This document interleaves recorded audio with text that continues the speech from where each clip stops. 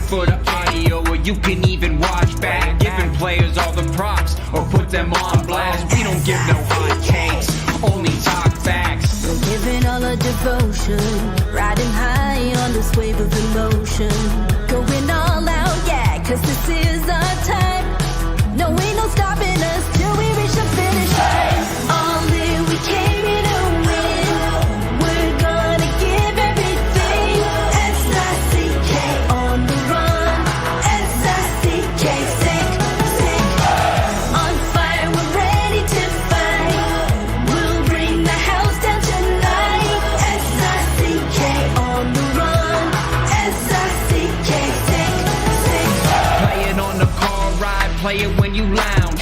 X and O, you know that we can hold it down. Shout out to my man Sammy, got it off the ground. And to all the listeners tuned in right now, got debates, analysis, and speculation. This is sports talk for the new generation. You know where to find us, got a reputation. Sick podcast, your #1 sports destination. Giving all our devotion, riding high on this wave of emotion.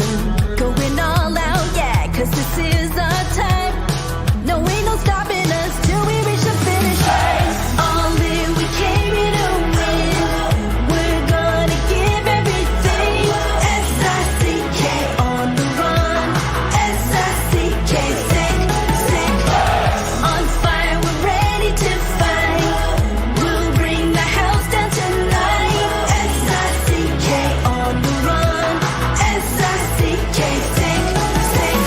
S-I-C-K, it's the sickest podcast. Tune in for the audio, or you can even watch back. Giving players all the props, or put them on blast. We don't give no hot takes, only talk back. S-I-C-K, S-I-C-K, S-I-C-K, S-I-C-K, S-I-C-K, S-I-C-K, S-I-C-K. All in, we came here to win. We're gonna give everything. S-I-C-K on the run. S-I-C-K, sick, sick. S-I-C-K, it's the sickest podcast. Tune in for the audio, or you can even watch back. Giving players all the props, or put them on blast. We don't give no hot takes, only talk facts. We're giving all our devotion, riding high on this wave of emotion. Going all out, yeah, cause this is our time. No, ain't no stopping us till we reach the finish line. All in, we came here to win. We're gonna give everything. S-I-C-K on the run. S-I-C-K, sick, sick. On fire, we're ready to fight. We'll bring the house down tonight. S-I-C-K on the run. S-I-C-K, sick, sick. Play it on the car ride, play it when you lounge. X and O, you know that we can hold it down. Shout out to my man Sammy, got it off the ground. And to all the listeners tuned in right now, got debates, analysis, and speculation. This is sports talk for the new generation. You know where to find us, got a reputation. Sick podcast, your #1 sports destination. Giving all our devotion, riding high on this wave of emotion. Going all out, yeah, cause this is our time. No, ain't no stopping us till we reach the finish line. All in, we came here to win. We're gonna give everything.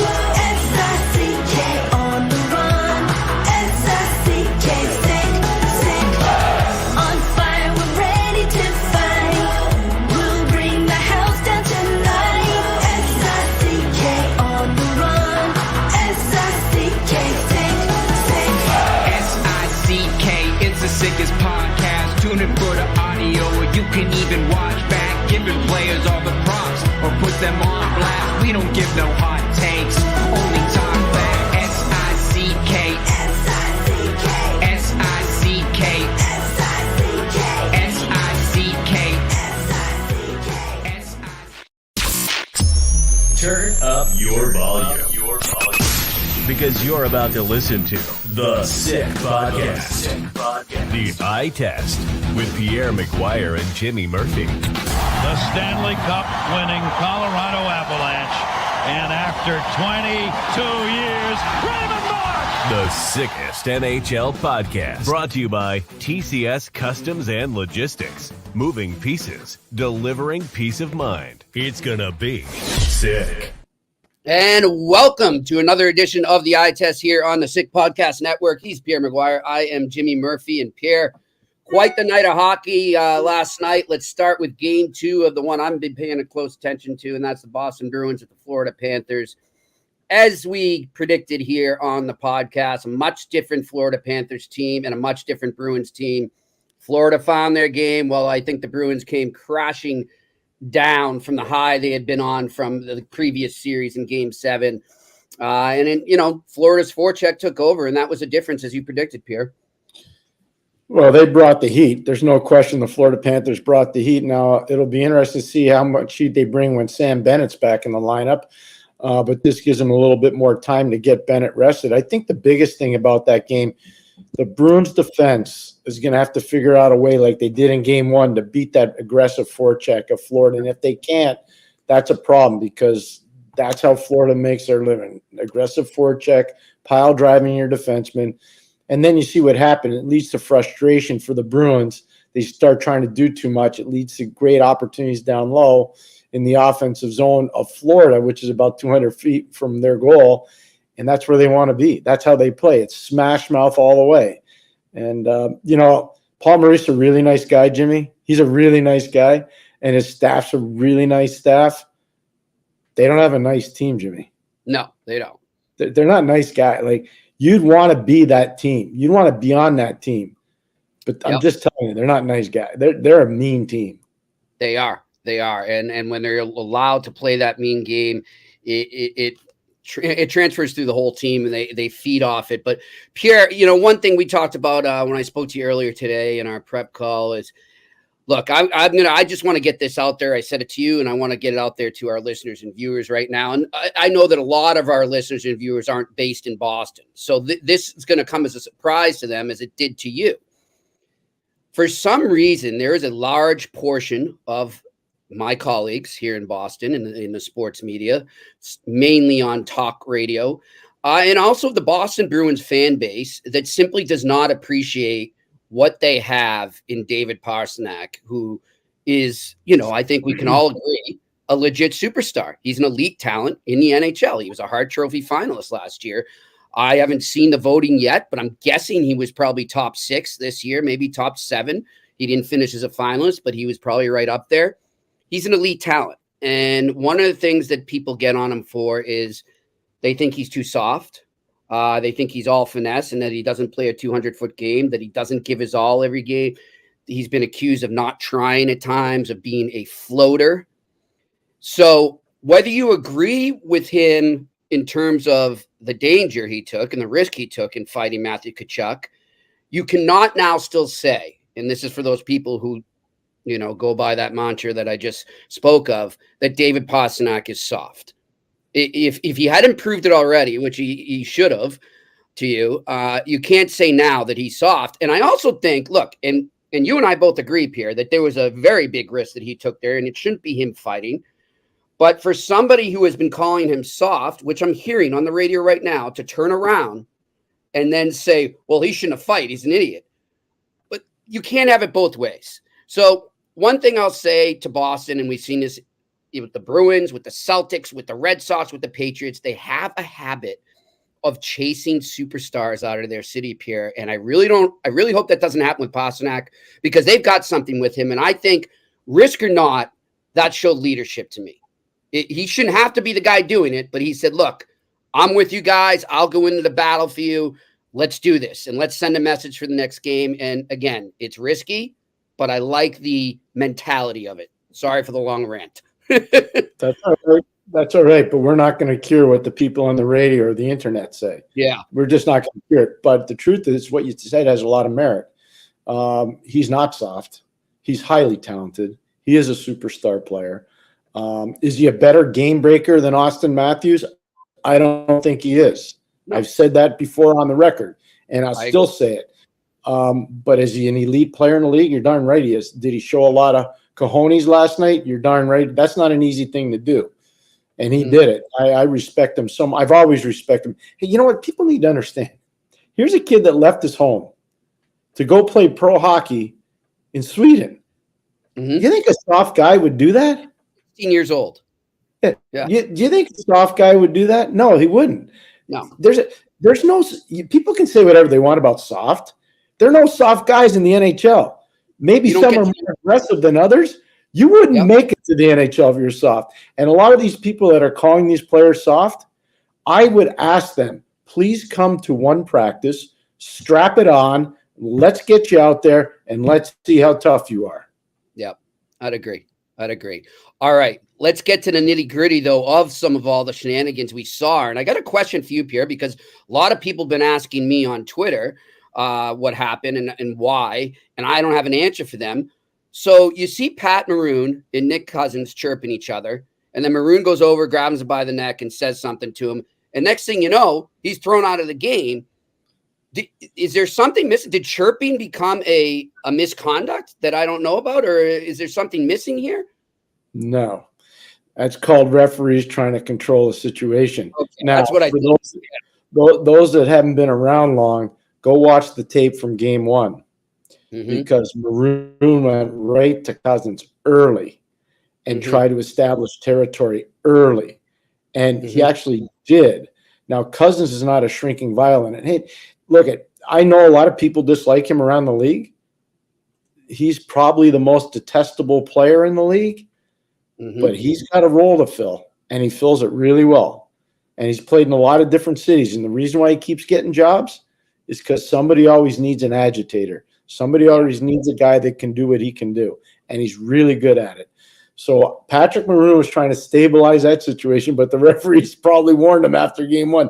We know what's going on, and we want no shenanigans. So that's what happened there. Now, when you see Maroon go out, though, a lot of people in Boston are saying, well, it's interesting how tough Matthew Tkachuk got once Maroon was gone. And I say, come on, Matthew Tkachuk is tough. We already know that. I don't think just because Maroon was gone that all of a sudden he felt free reign there. He was already chirping guys before that, and he'll chirp them again, and he'll get under their skin, which he did a much better job of in this game, drew some penalties on the Bruins. But I don't think that had anything to do with it. Hey, listen, he's playing in Calgary Edmonton series. You think Boston, Florida's tough? Go watch a Calgary Edmonton game in the regular season. Forget the playoffs. I know. So he's not a. People have to stop this. He's a really tough kid. I get it. Everybody's really tough when they're on their keyboard. I understand. I get it. But no, and I do. I totally understand. Everybody's allowed. That's what I keep telling you this all the time. I love the passion. The passion. Yeah, exactly. But to start calling people chicken or soft or they don't do, come on. Matthew's been through the ringer more than once. He played major junior hockey in London. Okay, fighting's allowed in junior hockey. It wasn't like he went in there and nobody knew who he was. They all knew who he was, and he got challenged every single night. It's not an easy thing for a 17-year-old kid to have to go through. For sure. And Pierre, another guy I was really impressed with. I mean, I'm pretty much coming away impressed by him every game I watch him play. But last night he was on another level, and that's Barkov. And, we talk about the physicality in the forecheck of the Panthers and how the Bruins have to figure out a way to counter that. Man, if Barkov is playing at that level that he was at last night for the rest of this series, this could become a short series because he was doing everything right. 200-foot game as always, but just the scoring that he can bring, the passes he makes, the vision he has. When he's on, Pierre. That's the gift that we'll keep on giving for a long time. And hats off to Dale Talon, who was really responsible and drove the acquisition of Barkov. When a lot of people were questioning that pick, Dale was really staunch and firm on it, and credit to Dale for doing that, the former general manager of the Florida Panthers. But all that being said, no, you're right. And one of the greatest gifts that Barkov has, the ability to control the tempo of the game. Jimmy, he can either speed it up or slow it down, but he can do that with the puck on his stick. There are not a lot of guys in the league that can do that. Gretzky could do that. Mario could do that. Sakic could do that. Taves could do that. Patrick Kane was phenomenal at that. but most guys have to go real fast to control the tempo of the game. There's certain guys that go fast and then slow and then fast again, and he's one of those guys, and that's a really hard skill to have. It really is. And I don't think it should be a question, but of course it is. The broadcasters on the game last night on ESPN already trying to spice up the controversy again. Do they start Linus Ullmark in game 3? I could have sworn that I saw Montgomery go over to Swayman when he pulled him out of the game. He looked at him and says, "You're still the guy." That's what I thought he said there. He's just getting him out of there. It's just to save him. If you're the coach of the Boston Bruins, why would you leave your goalie in there when his team, he knows? Nobody knows better than the coach how much energy his team has. He knows his team has no energy. They're tapped out. They got nothing left. So why are you going to leave the goalie in there? Take him out, put your backup in, let your other guy get energized and refreshed. He just came off of a 7-game series, and let him get ready for game 3. That's the most important game of the series coming up. Game 2 was already over when they took him out. Exactly. Good stuff. And the other game, Pierre, now this was a wild finish. Now, so I'm writing my post game and I'm paying attention a little to that in the background. And then finally I finish and I'm able to watch the ending, but then I turn it back on and all of a sudden it's a tie game. And I'm like, whoa, what the heck just happened here? What happened in that game for Edmonton to just fall apart at the seams so fast? Like in the blink of an eye, Pierre, it seemed that it was just a different game and a different Edmonton team, and they didn't know what hit them. Rick Tocchet's what happened to them. Resiliency, something he's been preaching all season long. And shoddy goaltending, I think, from Stuart Skinner. Questionable decision-making on defense by Cody Ceci and Darnell Nurse. And I didn't think they had a lot of support from their forwards. And the forwards really stopped playing. They only had 3 shots in the third period. So I give Vancouver a lot of credit. Determined, hard on it, full of confidence. Jimmy, remember now, this was a Vancouver team that beat Edmonton 4 times during the regular season. It's not like they don't know how to beat them. They know how to beat them pretty well. And I got to tell you, JT Miller's had an amazing playoff. He really has. He deserves a lot of credit. But there's a resilient nature to Vancouver that we didn't really see during the regular season because it was pretty easy for them. But you could see it in the Nashville series, and they really never played an A game in the Nashville series. And last night even wasn't an A game. Wait till they play an A game, and they're going to be a tough out. They'll be a tough out. If Stuart Skinner plays the way he played in goal last night, Vancouver's going to have Edmonton's going to have a tough time winning. They'll have a tough time winning. I'd agree. And, look, I like the point you make there about the regular season too, because it was almost as if, they knew early that they were going to the playoffs, even though it wasn't officially clinched, but they kind of knew. They were one of those teams, and we see it. It's just human nature. I'm not knocking them for it. It happens to a lot of teams. I saw it with the Bruins a little. You see it with other teams where they, you just kind of, let's get to the playoffs, and your game kind of dwindles a bit and bad habits develop and so on. And that's kind of how they rolled into the playoffs. But a great point by you is the resilience. Like, yeah, they didn't have their game in a lot of games against Nashville, but they scrapped and they found a way to win. And that's a good playoff team. Like, you're not always going to have it, but if you can find a way to win at the right time in the right moment, then chances are you're going to advance there. And one guy, Pierre, keep going back to him. My guy, Dakota Joshua, another good game for him. A goal and 2 assists. Wow. You just want to beat up Leaf fans, don't you? You just want to rub it right in. Speaking of, we'll get to them in a bit. Well, first of all, before we go any further on Dakota Joshua, I feel real bad for Sheldon Keefe. Jimmy, we talk about a lot off the air. I can't stand it when people revel in other people's demise. It bothers me a lot. And it's not something you should be celebrating. It's something that you have to talk about, but it shouldn't be celebrated. I get it. Fans are passionate and they care about their team, and the coach is usually the fall guy. Understand it all. It's fair game. But to revel or criticize or mock, not appropriate, especially after the guy's already had sand kicked in his face. He's out. Sheldon Keefe's out. You don't have to beat him up anymore. I would imagine he's going to get another job, probably quicker than some people think. The only thing that I think will slow it down, there's a pretty good stream of coaches that are available. And I do think, Jimmy, I could be wrong on this, but I think there's an appetite for some teams to go after some younger guys that might be college trained in the coaching ranks. And we'll see whether that's David Carl, whether that's Greg Carvel. I think there's going to be other guys that are college trained coaches that are going to get opportunities. Rand Pecknold at Quinnipiac's another name. Nate Lehman at Providence. I think there's some guys that are going to be getting opportunities. And so, I don't know what that does, but there are jobs open now, and I think he'll get on his feet sooner rather than later. Talking about Sheldon Keefe. Yeah, and I want to point out, too, for those that haven't seen it, go on Twitter, X, whatever you want to call it. He posted a really nice, classy message to the Maple Leafs fans, thanking them for and thanking the team for the opportunity.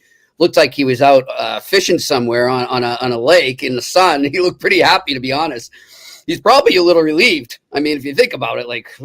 Well, he has 2 years left on his contract, and I guarantee it's not for free, so he can afford some bait. Yeah, no problem. But no, it's never a good day, and as much as we talk about it, the people that hurt the most are the family. Yeah, exactly. Whether it's children, whether it's spouse, whether it's grandparents, whether it's parents, they're the people. And I know, look, I'm not asking anybody to cry for them or feel sorry, but I'm just telling you the human side of this. Yes. And the human side of it is you're living in the public eye. Yes, you're getting paid well for it, but when you get fired, you don't need to keep getting beat up. Nope. And that's where I get asked a lot of questions from a lot of different people around the hockey world. Oh, that guy was no good. What do you think of that? I'm like, wait a second. There's only 32 jobs in the league, and he had one of them. Yeah. They're hard jobs to get. Yeah. They're hard jobs to get. I would say, too, Pierre, and look, I know they lost the season, and I know everything is measured in wins. They lost a series. But you look at that series and how down and out they looked, how everybody had written them off, and they fought back into it, forced a Game 7 without Austin Matthews, and showed a lot of we talked about resilience with Vancouver. The Maple Leafs showed a ton of resilience in that series, and that's got to be partly because of the coach. He rallied them, and if I'm a GM right now that needs a coach, I know they lost the series, but I am looking at that and saying, there's something there that a lot of us didn't think might have been there when it was 3-1, and he found a way to get that team going. And I think that will hold some value in terms of evaluation if he does choose to coach again now or down the road, whenever it is. No, that's fair. I like that. There's a lot of merit to what you just said. Also, coaching an original six team, major media market, consider, the capital of Canada for hockey, even though some people in Montreal would disagree, or some people in Vancouver. Here, you're in Montreal. You better be careful there. Yeah, I know. That's what I'm telling you. So there are but I'm just telling you what you always read it. The capital of the hockey world is Toronto. Yeah. So there are other, but here's what I would say about that, though. I think your point has a lot of merit, Jimmy. They're going to also look at only one playoff win. I know. And so my answer, not his, I'm going to make my answer on that. He was never given a roster that was really good enough to win. In the playoffs. Yeah, there was always a question about the defense. There's always a question about the goaltending. There's always a question about the character players.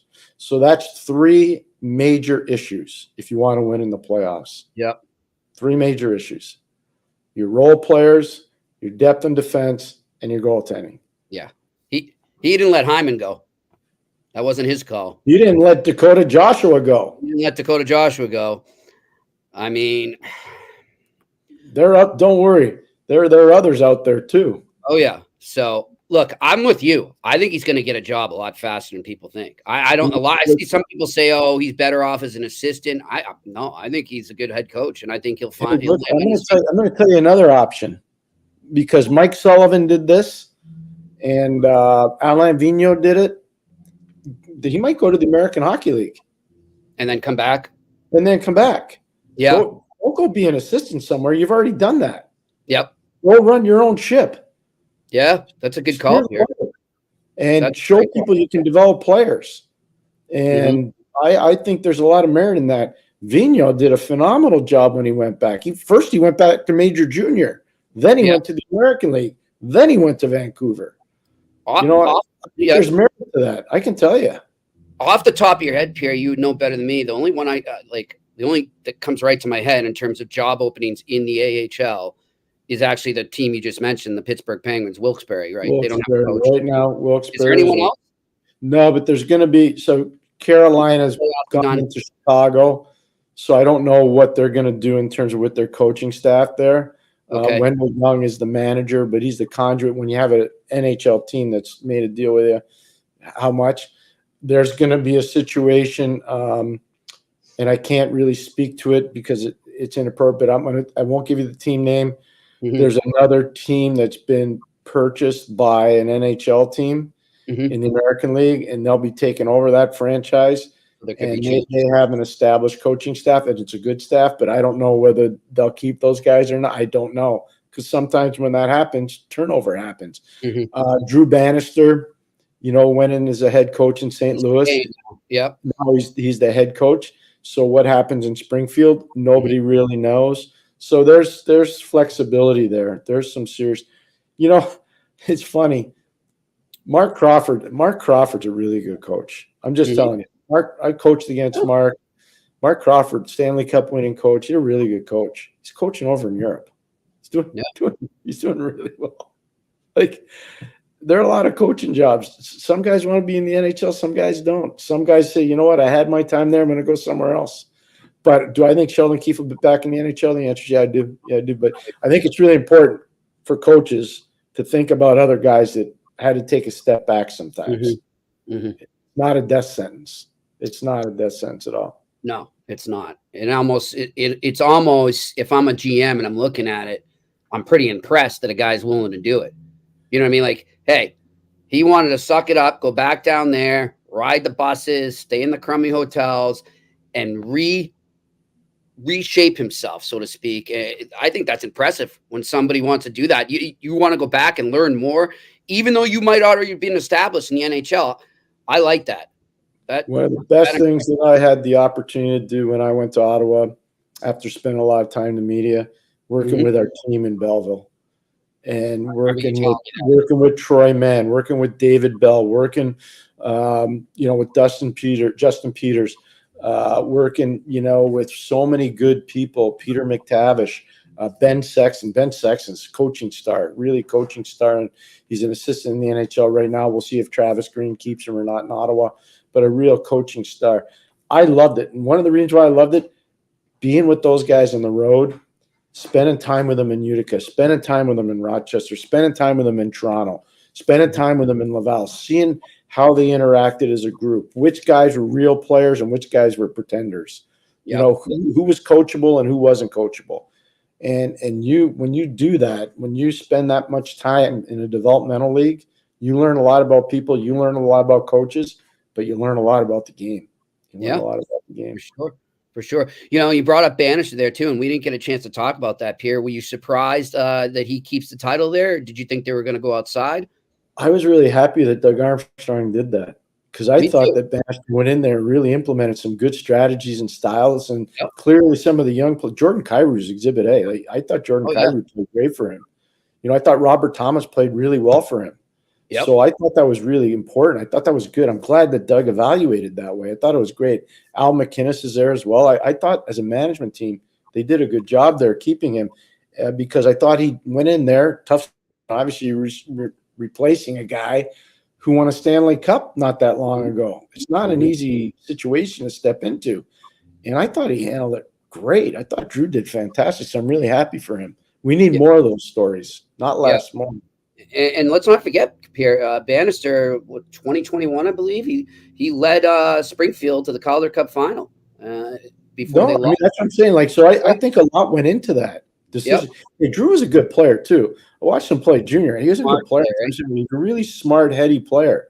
I had a guy that turned out to be a real good coach and very similar style player was Johnny Stevens.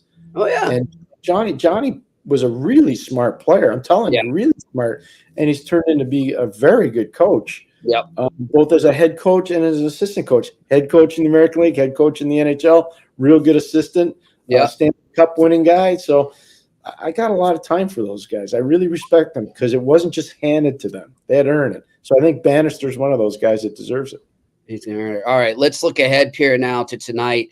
And I think, our series that we enjoy watching the most, we'll get to in a second, the Colorado Dallas series. And I want to factor in some of what Dave Gosher told us about the scouting report there for Dallas. I thought it was really interesting. He was great to have on, but we said it yesterday. We think this is going to be a home series. We are going to see, and I think you're in agreement with me, we're going to see a much different Carolina team tonight, Pierre, aren't we? Oh, yeah. Oh, yeah. It's going to be night and day. I'm telling you. I've seen this movie before. They're not going to fall behind I don't believe they'll fall behind in this game. Just like I felt Florida would be better in game 2. I think Carolina will be much better in game 3, especially being on home ice. Now, Kochetkov is obviously going to go. That's the big storyline coming out of game 2. Who they're going to play, and they're giving Freddie Anderson a break and putting Kochetkov in. Jimmy. I've watched him a lot over time. Really athletic, super quick, more of a reflex goalie than one of those guys. It's just a pure angle goalie. He's really, I guess, athleticism would be one of his key traits. And I don't know. I think it's a kind of an off-speed pitch for the Rangers. They're used to, Anderson, who's big and really cuts down angles and takes away the net. This guy's way different. So it's going to be interesting to watch how he plays and how the Rangers try to attack him. And of course, discipline is going to be huge for them. And I'm sure Rod Brindamore has hammered that home, Pierre, after what they, lacked in the first 2 games. I've never seen that team play that undisciplined than they did in those first 2 games. So there are 2 words, and I told this to our good friend Trip Tracy. There are 2 words you need to write on. Well, it's actually 1 word and 1 statement. The word is you just come in and put discipline on the board, okay? Put it there, bright letters. And then right underneath, you put 4/9. That's what the Rangers' power play is, 4 for 9. So if you take penalties against them more than 3 per game, you are going to lose. So discipline and show what you've done so far, and that you can't win if you keep doing that. Yep. And I would say too, Pierre, in terms of moving the puck around a little more, cycle it more. You mentioned Burns has to play a bigger role. Yes, I think it was yesterday you said that. And that's going to need to happen. He does. Jimmy, he's an important part of their team because he eats up huge minutes. And without Brett Pesce being there, they're counting on D'Angelo to eat up some of those Pesce minutes. And I got to say, the kid hasn't played poorly. D'Angelo hasn't played poorly. I know people are mad at him because of the lip service and all this stuff. I get it. I get it. So that happens. It's we're not in a library down there. No. It's not a sanitary work environment. It's messy, dirty, and it's nasty. It is. It just is. You got to deal with it. You call it. I think the kids got in there and played pretty darn well. And look, I'm not a fan, Pierre, but I told you the other day, I thought he got screwed on that penalty. You did. But there's a reputation. Burns. Slavin's not there for offense. He never has been and never will be. Burns got to give you some offense, and that shot's got to get through. Yep. And if it does, it's going to create second and third chance opportunities. Then maybe you can dent, the goaltending of the Rangers. But Shesterkin's been so darn good. Jimmy, he's a huge story in this playoff so far. No. Rangers haven't lost a game yet. It's insane. I know, Pierre. You getting a little nervous? You know what I'm talking about, don't you? Yeah, I do. I am. They better not win 11. No, but the key part of the phrase is 11 straight to win the cup. Oh, yes. 11 straight to win the cup. Well, they would need much more than 11. They have a long way to go still, but I'm kind of like those early 1970 Miami Dolphins. Every time people got close to their record and then missed, they'd go have champagne. So I think I'm going to call up Mario and a couple of guys, say, hey, we got to get these guys derailed a little bit. I forget who it was. I feel like I remember one of them sent like a case of beer to Eli Manning when they beat the Patriots. Yeah, I remember something. No, I do. It might have been the late Nick Bonacani. It might have been him, because I know that I think Mr. Bonacani was the guy that actually had everybody over to his house, and they would sit there and celebrate when he got a loss. Yeah. But I know that means a lot to you guys. I mean, I remember hearing you talk about who was that. There was when was it? Was it a couple of years back? Did somebody challenge that recently in the last 5 years?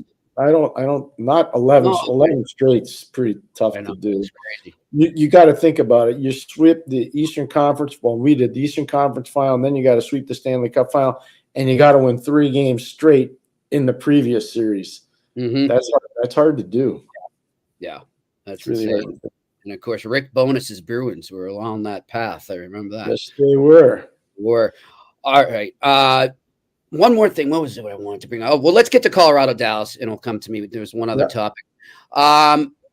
Just thoughts on this game. I mean, can Dallas, you think, find their energy again? Clearly, it caught up to them in that third period. I think we can all say that. And that's not to take away anything that Colorado did. That's by no means to do that.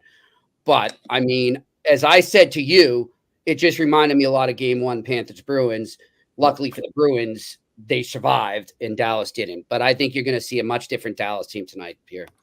No, so do I. I just think what makes it difficult for Dallas, if the depth players, so I'm talking about Ross Colton, I'm talking about Miles Wood, I'm talking about Brandon, I'm talking about Yakov Trena. If those guys get going, which they kind of showed they could in Game 1, I don't know if Dallas can match those guys. I know they had, Sammy Steele was real good in the last round. I know Ty Dellandrea was real good. Like I get they had some depth, but they weren't really doing it with consistency. If they get that in Colorado, that's going to be tough for Dallas. It's going to be really tough. Yep, for sure. All right, Pierre, let's get over to questions early today since we got so many over there. Why not? Let's roll through. I'm with you, but don't you want to go to? Well, let's do this question. Then I think you got to go to our great sponsors. Of course, we're going to go there in a second. Mitch Boyd says, "Do you think Pete DeBoer will switch up? Who is going up against the Avs top line? Dallas's top guys didn't have the answers in the game, but Tanev looks like a good matchup. Thoughts?" I'll say this one thing, and I want to just follow it up to what you just said, though, Pierre. Dallas needs their depth guys to show up. That's what we're talking about. Their bottom 6. Like, I mean, that was one of the keys for them before they got to this round. So they need that to happen. But I'm with you. I like he said there. I agree with the question there for sure. Well, the one thing I'd say to the questioner is that Tanev, he's an important part of their team. I mean, Suter can be an important part of their team as well in terms of matchup, because even though Ryan scored the other day, he's not a critically important component offensively. I still think in this game, Haskins is probably, Jimmy, going to have to play 28 to 30 minutes of regulation time, I think, because they just got to keep throwing him out there. He's that important to their team, just to match speed with some of the quicker forwards. And the one thing I would do, and everybody talks about McKinnon, they all talk about Rantanen, you got to find a way to shut down Nichushkin. That guy's a wrecking machine right now. Yeah, he is. He really is. He's playing with energy, and part of that is he wants to prove people wrong, and part of it he wants to show Dallas, you guys made a mistake. You drafted me in the first round, and then you punted me. I'll show you. Yep. So somebody's going to have to stabilize him pretty quick. Yeah, and whatever, I think it was Dave Gosher yesterday, Pierre, when he mentioned to us, where was Harley for the Dallas Stars in that first round? You know what? I read a lot of stuff because I watched all their games in the first round. I read a lot of stuff where people were kind of pumping his tires. And I was like, that's not how I saw it. I saw it different. I saw it different. You saw it like Dave. Yeah, I saw it like Dave did. I really did. Now, I will say this. He's a heck of a talent. Once they get him really under control, he's going to be – because you can't be that big and skate the way he does and handle a puck the way he does and be stopped. It's hard to do, Jimmy. It sounds easy to say it, but it's hard to do it. Yeah. He's a big kid, and he can really skate, and he can handle a puck. He's going to be a really special player. Really That's what they need. They need other players to make the team think about other things instead of just focus in on Heiskanen and all their key players. They need other guys to start providing distractions and then free up those guys that are getting double covered. So we'll see what happens with Dallas and that. On the Colorado side, I think you just keep doing what you're doing. You don't have to change much. Don't change much. Hope that Georgiev can stay mentally tough. And if he can, then that's going to be a problem for Dallas. Yep. So if you guys want to go over to CBET right now and lay some action on that Dallas and Colorado game, or on the first game between the Rangers and the Hurricanes, again, like Pierre and I say, the Hurricanes are a much different team at home. Don't let the score in a series right now or the first 2 games mislead you. You're going to see a much different Hurricanes team. So go over there right now, put down your first bet, and get refunded $300 Canadian when you use the code SICK. That's SICK. Again, SICK, to get $300 back in Canadian, get some free money to play with over at CBET. And of course, our other sponsor, TCS Customs and Logistics. Look, Pierre, big hockey fans. I know they're enjoying the playoffs right now. I don't know who our good friend Michael Maitland cheers for when his Canadians aren't in there, but I know he's watching, and we want to remind you guys to go over there right now and unlock the full potential of your shipping operation with TCS Customs and Logistics. From around the corner to around the world, flatbeds to air freight, customs clearance to drawback consulting, TCS is a one-stop shop for all things transport, moving pieces and delivering a peace of mind. For a no-obligation customs or freight quote, contact sickpodcast@shiptcs.com. Again, that is sickpodcast@shiptcs.com. Let's get back to the questions here. What do we got? All right. Joe asks, do you agree that Tavares is the only Leafs big player to be traded or bought out? No. I think there could be somebody else. No, and he's not getting bought out. He's not getting bought out. I don't see that happening. So I do think, first of all, I don't think his contract's tradable. And I don't think he'll be bought out. And I do think there will be some changes to the lineup. Be interesting to see who the coach is. And tomorrow's press conference, which we'll react to tomorrow afternoon, will be very interesting in Toronto, where Brendan Shanahan, Brad Treliving, and Keith Pelley, who's really the major domo of Maple Leaf Sports and Entertainment right now, they'll have a press conference tomorrow, and after that, we'll react to it. Pierre, do you read anything into it that it was pushed back twice in terms of scheduling? Okay. No. I wouldn't.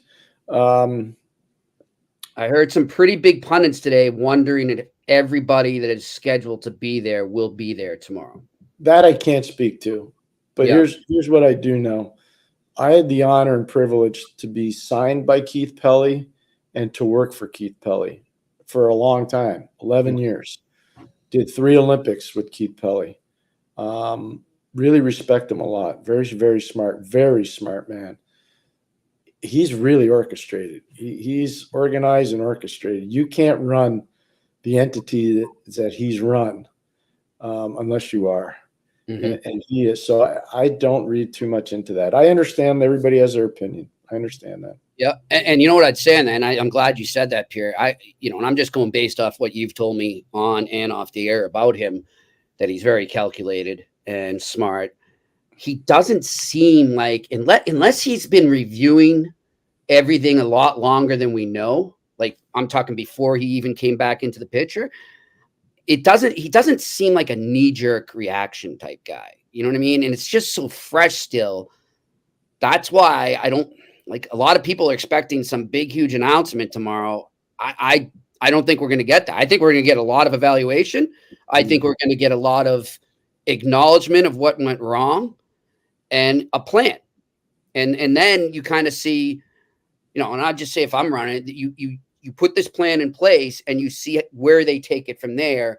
And then you maybe make a decision. Okay, maybe this person isn't the right person for the plan, but he just doesn't seem like this guy that within less than a week is going to make a knee-jerk reaction. I don't think so. Yeah. I don't think he played a role in the coach being fired today either. No, I don't either.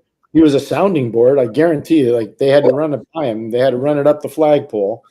And then he says, yeah, okay, I understand, but you better have good reasoning for it. Yeah. This is the thing. Keith is an idea guy. But he's calculated, and he's really smart. He's really, really smart. And Pierre, let's call a spade too. I mean, remember, this is Trey Liven's first full year. Keefe wasn't his guy, and you know how it is. The GMs like to have their own people in place, and that plays a role. And even if Pelly hadn't come in, there's still a solid chance that Keefe was going to be let go just because of performance. I hate to cut you off. I got to tell you this. You can't be there for 5 years in the NHL with one team that spends to the cap. Yep. And only make the second round. And only win one playoffs. That's just, it's not the way the NHL works. Yeah. It's just not. How would you ask Gerard Gallant? I know. Ask Pete DeBoer. Mm-hmm. You know, go ask guys that were punted out of situations where they did really well. Yep. Ask Barry Trotz. Bruce Cassidy. That's Bruce Cassidy. Yep. That's not how the NHL works. And everybody understands that too. And that's the thing. It's just, when you sign up, Yeah. probably the best day of your career is the day you sign your contract. Yep. Because every other day after that, it's scrutiny, it's bedlam, it's controlling emotions, it's dealing with lots of different problems. Lots of headaches. And the first day is the best day because everybody's happy. Yeah. You know, you get to go out for a nice dinner with the owners. You don't have to worry about the standings. Everybody likes your decisions. You're prepared for your press conference. It's all sugar and spice and everything's nice. Then the next day, stuff. Okay, that's it. Let the bleep hit the fan. It's on. All right, next question. Bill Van Vagel, do you know if Bruce Boudreau wants to coach again or are his NHL days done? I have not heard his name bandied about with club openings. That's a good question. I think, Bruce, I talked to Bruce. Bruce wants to coach. Good. I think the game's better when he's in it coaching. He wants to coach. I think he'll have interviews, but I don't know if he wants to step back or not. I do think if he wanted to go be, a power play specialist and a guy that could help manufacture some offense for your team, I could see him getting a job. But he wants to coach. All right. Next question. Mike, Pierre, how much stock do you put into a prospect's performance at the combine? Many say it's ridiculous ranking a player based on how many push-ups they can do. Others rate it. Would love your opinion. Yeah, I put some stock into that. Part of it is that the fast twitch muscle fiber, cardiovascular system testing, leg strength and explosivity. There's a lot that goes into that combine. And you can see guys that have really prepared themselves and guys that are going to take a little bit longer. But it does matter. The combine's important. You're not going to make 100% based on the combine, but the combine's a pretty good learning tool to have for every team. It really is. For sure. All right, next question. Vincent Yoel. What's up, Vincent?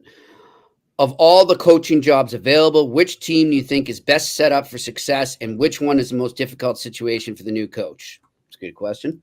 It is. I don't know what's going on in LA, and I respect the guys that are coaching there, so I don't want to say much about it, but I think that would be one that would be interesting. Toronto, I think, could be very good as long as management addresses the needs on defense. That's going to be an important one going forward because the good news for Toronto, I think, coming out of this postseason, even though they lost, is they know Joseph Wall's pretty good. Yep. They know Joseph Wall's pretty good. So I think that's important. So that would be, do I think Winnipeg going to be a good place to go? Yeah, but I think they're probably going to hire within. I don't think they're going outside. Yeah. And if Scotty Arniel gets a job, I couldn't be happier for him. I've known Scotty a long time. I like him a lot. I think he's a very competent coach, and I think he'd do a really good job there. All right, next question. Eric Landreau. The game has become faster, and there's been more emphasis on speed and skill over grit, size, and toughness. Perhaps I'm wrong, but why do I feel the bigger teams tend to do better in the playoffs? You're not wrong. You didn't get it wrong. You got it right. 100% right. 100% right, Eric. We're totally in agreement with you. Look at the one-on-one battles. I was talking to an NHL coach the other day. Look at how many battles are won and lost on the boards, even in the playoffs, more than the regular season. Watch the forecheck tonight of Carolina. See if it's a little different compared to what we saw in maybe games 1 and 2 against the Rangers. So yeah, size matters. Size matters a lot. And I think there's going to be, because of what we saw last night. It's not just last night, but because of what we saw last night with Boston and Florida. I think coming out of this playoff, no matter what, size is going to matter even more. Yeah, we've seen that trend. I mean, I think back probably to the Caps in 2018 or the Blues in 2019, Pierre, where you are really starting to see how much, you need skill. You need guys who can score. You need speed, of course. But if you can get that and size in one player, you're hitting the jackpot. That's what you need in the playoffs. So people ask the night's defense. People watch our podcast and they sometimes text me or email me, hockey people that I know, and they say, "You were bullish on Brandon Duhaime. Why were you so bullish on him?" Because he's big, because he's mean, and he can skate. Yep. So he's one of those guys, even if he's only playing 6 to 10 minutes a game, which is probably what he is doing, he's going to affect the outcome of a game even if he doesn't score. Mm-hmm. He's going to do something that's going to get the other team off their hinges a little bit. And he's doing that. Those guys matter. They matter in the playoffs. I don't know if they're going to win or lose Colorado, but I'll tell you one thing. You and I talked about it the day of the trade deadline. Yep. We thought they won the deadline. Yes.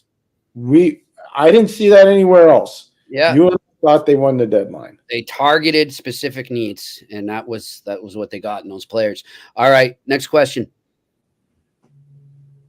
State of survival. Hey guys, I am noticing the league is getting more jumpy when it comes to coaches. I'm counting 18 fired in the past year. Why does it feel like the sky is falling? Money. Partner just nailed it. It's all about short and sweet. All about the money. Yeah. So part of it is coaches don't count on the cap. Players do. Owners that get jittery because they can't trade players away say, well, we have these players, but we can't trade them away. So what's the one asset that can be moved that doesn't count against the cap when we keep trying to grow our brand? The coach. And there's always people out there selling other coaches. That's why, when people say that guy can't coach or that guy, there are a lot of good guys that aren't coaching in the NHL that actually should be coaching in the NHL. But some of them don't want to go through this anymore. They've done it. They don't want to deal with it anymore. Yeah. And it's getting more and more difficult. What Lindy Ruff did, he's got the passion. And I bet you, Jimmy, had it not been Buffalo, I'm not sure, because his heart and soul's there. He really cares about the city and the organization and the fans. I don't think he would have gone back. I could be wrong, but I don't think he would have gone back. Yeah, I agree. All right, next question. Jeffrey B. Hey, Pierre, we know Mike Greer is a BU Terrier alumni and has a lot of respect for NCAA hockey. With the Sharks likely taking Celebrini, would Greer try to recruit Jay Pandolfo to be their next head coach? He could. What did we say? Jeffrey B., that's a really good question. Very good question. Good job connecting the dots there, my friend. Very good. Jimmy and I had these meetings off the air, and we talk about different guys. And Pandolfo is a name that keeps coming up, for sure. Pandolfo is one of the names we keep talking about. I don't think, I could be wrong, but I don't think he'd try to recruit Jay at this time, but I don't know that. I don't know that. The other thing, and I wonder too, because Jay's what? Is it his second or third season he's heading into? This will be starting his third year. So he's only been there 2. He's been there 2. I wonder if he wants to maybe give it 5 at least and see where it goes from there. Unless he gets an offer he can't refuse. But he might. The hot college guy now is Carl. I'm telling you, is David Carl. But there are other guys, and I told you, Carvel's one of them. Carvel's one of them. Pandolfo's one of them. I think Brown at BC is one of them. I know people say, well, David Quinn. David Quinn is already coached in the NHL. So as much as I respect the college guys, he's not in it. I think Scotty Sandelin at Minnesota Duluth is another guy. And I think within the next calendar year, we're going to see a few more, whether it's Rand Pecknold or Rand Pecknold at Quinnipiac. We're going to see a few more. Ben Barr up at Maine. I think this is kind of where the game's trending right now. I'd agree. All right, next question. Randy Workman, Jimmy and Pierre, how many changes do the Oilers do if they don't get by the Canucks? I think they're Toronto West. Yeah. I think it's very – no, I'm not saying they're firing the coach because they're not. No, they're not firing the coach. They're not firing the coach. Do something with that blue line. They'll do something with the defense, even though I think a lot of guys have improved there. And I think they'll do something with their depth players. Yeah. But I don't think there'll be massive changes. The big question, Jimmy, and look, I think he's a really good athlete, but Stuart Skinner is going to have to. Yeah. He's going to have to deliver it. Last night was not delivering. He's going to need to steal a game. He would not steal in last night's game. I can tell you that. No, he got complacent too, I thought. All right, next question.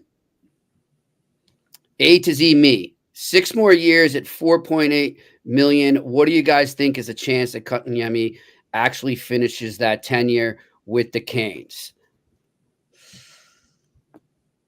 Not too good.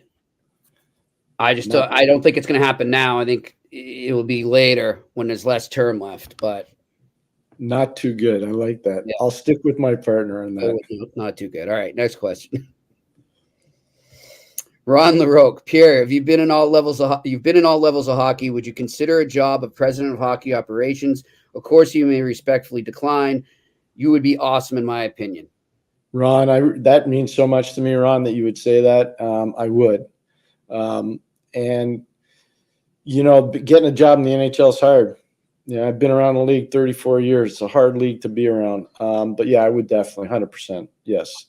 The most important thing I would say, though, for those jobs, because I've just been through a little bit of an upheaval in that situation, you have to have an amazing relationship with ownership, and you have to make sure that there's a clearly defined reporting mechanism so that your message isn't being intercepted by somebody else and you can't bring it right to ownership. I think and this is just advice for anybody that wants to be in it, you better make sure you have a direct reporting mechanism to ownership. That's really important. All right. Next question. Steve Rosen. Last summer when Chicago got Bedard, they brought in some veterans, Perry, Hall, Foligno, etc. Do you see San Jose doing the same? And who should they target? I think they should do it. I don't know if they will, but I agree. They should do that. No, we talked about it the other day. We talked about it the other day. Steve, was it Steve Rosen? Yes. Steve, great question. I completely agree with you 100%. Marc-Edouard Vlasic's still going to be there, and he's been there since he's been 18 years old. He's been there a long time now, so that's positive. I don't know what they're going to do with Logan Couture, but Logan is another positive older player that's there. But you got to look at what they've done. Like Tomas Hertl is gone. Timo Meier is gone. Brett Burns is gone. All those leadership guys that they really held the room accountable, they're gone. I don't want to say names of players they should go after because those guys are obviously with teams right now, and I don't think that's appropriate. But I know I would go after guys that have been in the league 5 or 7 years. Yep. Not shorter than 5, but 5 or more, 5 to 7. Young guys, hopefully with families, guys that can teach the players what life is like in the NHL. But here's one that I heard today that's really smart. I heard Mike Greer called a couple people, and he wanted to know, what did Anaheim do well with Leo Carlsson? And they did a lot well with Leo Carlsson. Yeah, they did. And if Mike did that, and I believe he did, because a person that told me would know, that's really smart managing. I give Mike credit on that. And if you look at Leo, he got better as the year went along, whereas a lot of 18-year-olds would go down. He went up. So I would be focusing in on something like that. It was, they call on basketball load management. So it would be something like that. But I think there's a lot of merit to that. And don't forget, Celebrini's family lives in Oakland or nearby. Yep. So his dad already said if he comes out and he plays in San Jose, he says he's moving back home. He's moving in with mom and dad. Can I just say one thing, Jimmy? I didn't know that, but that shows you there's a father that makes his living in pro sports. Yeah. And I've been telling you this for a lot of years. There's no way that anybody 23 or younger should be living in an NHL city by themselves without guidance. And one of the smartest things the Canadians did with Cole Caulfield, they got him a family to live with. It was in a town that I know very well because I grew up there, and that family took care of him. He ate right. He came in at the right hours. He behaved himself. His laundry was done. He had no problems in life.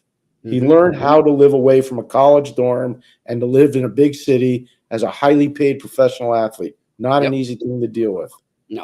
No. And what did I tell about Marty Lapointe, Patrice Bergeron? I mean, Bergeron forever will credit Marty Lapointe for taking him in with his family when he got to Boston. Sidney Crosby lived at Mario's house. That's right. Come on, let's go.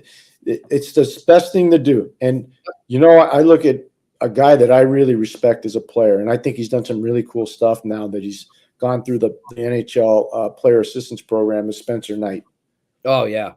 What did people think was going to happen when Spencer turned pro as a 20-year-old and he was living on the Strip in Fort Lauderdale? What did they think was going to happen?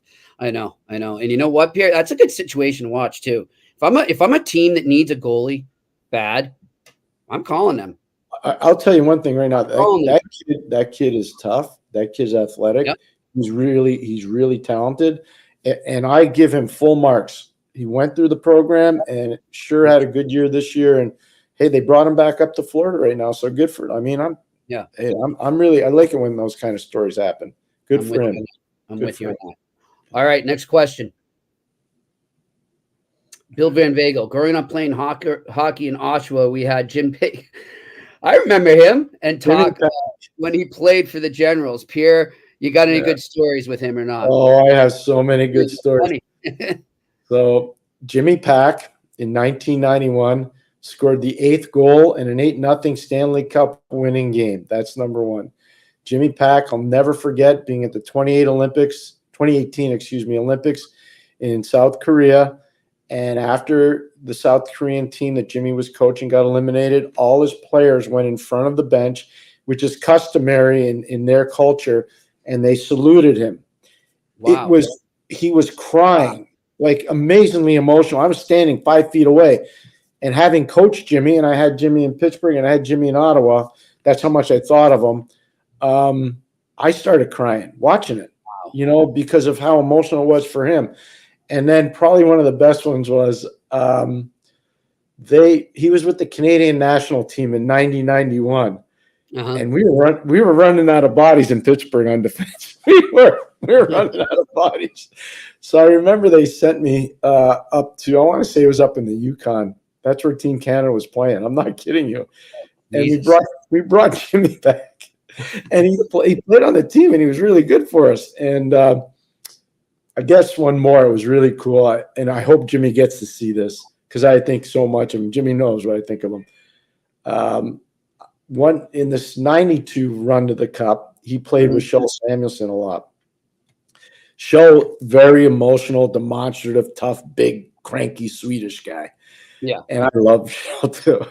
And whenever there'd be like little miscommunications, they'd be yelling and screaming on the bench. And Jimmy would just look, because Jimmy didn't yell and scream, but he'd look at me, what do I do now? I was like, I'll take care of that. It's okay. So I got great stories about Jimmy Pack. And I really appreciate and cherish the moments I had a chance to spend time with him. He seemed like a great guy. All right, next question. Chris Blue Shirts. Hey, guys, great show. Thank you. Question for Pierre. If you end up writing a book, and we all hope that you do, what would you reveal?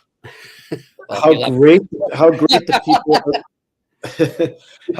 people are that I've had the privilege of working with, and how much this game has helped change my life. Yeah. And really grateful every day. So really good, funny stories. Some people would say, wow, that really happened. And other ones would say, that makes sense. I get that. Yep. I think a big part of the book would be about all the people that helped me. Yeah.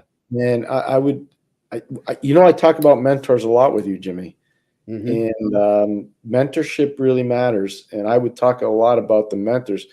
One of the biggest influences I ever had, I was a 15-year-old kid coming down from Canada. I went to a real athletic high school in the state of New Jersey called Bergen Catholic. And I had a football coach who's still living. His name is Tony Karsich. He was larger than life in my career. And he's the meanest guy I ever met. Mm-hmm. He is the meanest son of a gun. But I'll tell you what, we had an amazing relationship. He was unbelievable. Fair. Yeah. Great relationship, though. It prepared me for most of the stuff that I've gone through in my life now. Yeah. And I tell that to Coach Karsich, and I talk to him a fair bit. And I tell him all the time, I say, Coach, you changed my life. He goes, nah, you did it. You did it. I said, no, wow. Coach, you did it, man. Wow. So that's just one example of some of the stuff. Scotty Bowman, I mean, I could give you names of people you wouldn't even know. Joe Marsh, a living legend in the college hockey front. Yes. He was amazing to deal with. Relationship with Rajan Shiro, Randy Sexton, Craig Patrick, so many. Anyways, that's for down the road. Even our buddy Brian Burke, that's for down the road. All right. Next question. We do look forward to it, though. Next question. Randy Workman. Question for Pierre. Have you seen a bigger tussle than Mark Messier? Tussle, I guess he means, than Mark Messier versus Joel Otto? Those are old school battles. Mess was obviously so tough, and Joel was like a big Brahma bull out of Bemidji State. He was a Division III player at the time out of Bemidji State. It was just amazing coming in, and he was so good on faceoffs. Number 29, Joel Otto. A lot of respect for Joel, the way he played. He was an outstanding player. People forget too, though, Neil Sheehy wasn't exactly the shrinking violet in Calgary. And, Sheehy would get after Gretzky, and then eventually Mess would go in there by proxy, and Sheehy was a tough guy. And, I still see him. He's an agent. He's still an agent. I see him on the road sometimes, and he still he's got those big meat hooks. Like his hands are like this big. They're gigantic. Yeah. But those were pretty significant tussles. It's hard to say that there have been better ones. Where's Otto now? Joel's in Calgary. Oh, is he? Okay. He's still in Calgary. Gotcha. They got a group. It's a pretty cool group. I think last time I was in Calgary was 2 years ago. That's another story. DJ Smith and I and Bob Jones, one of the coaches, we all got in the room. We just started riding bikes in the room, and it was during the pandemic. And what I remember is DJ challenging us all to do this like 30-minute ride in a certain amount of time.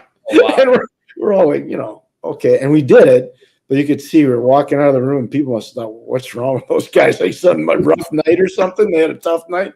It was good. So Joel's there. Jim Poplinski's there. A lot of those old Flames, those guys stayed there because they were so good. Yeah. They were like Theo's still there, I think. Those guys were they were huge in their community. Yeah. Jimmy, think about the 89 team. Gilmore's not there anymore, obviously, and Mullen's not there anymore. McInnes isn't there. He's down in St. Louis. Suter's not there. He's in, I think, northern Wisconsin or northern Minnesota. But those guys stuck around there. Yeah. Yep. And they had Lanny McDonald. Pretty cool city, too, Jimmy. Pretty cool city. Yep. City. I agree. All right. One more question here on the eye test, and we'll close it up. What do we got? Mike Pierre, is there a coach currently in NHL who closely resembles Scotty Bowman's style? Good question. I'm thinking, who's a little bit like that is Laviolette. Ooh. Laviolette is like that because you know what? Peter delegates well. Mm-hmm. He's not afraid to hire guys that will say no, trust. Give him feedback. Yeah. He wants that. I think Laviolette's one that's like that.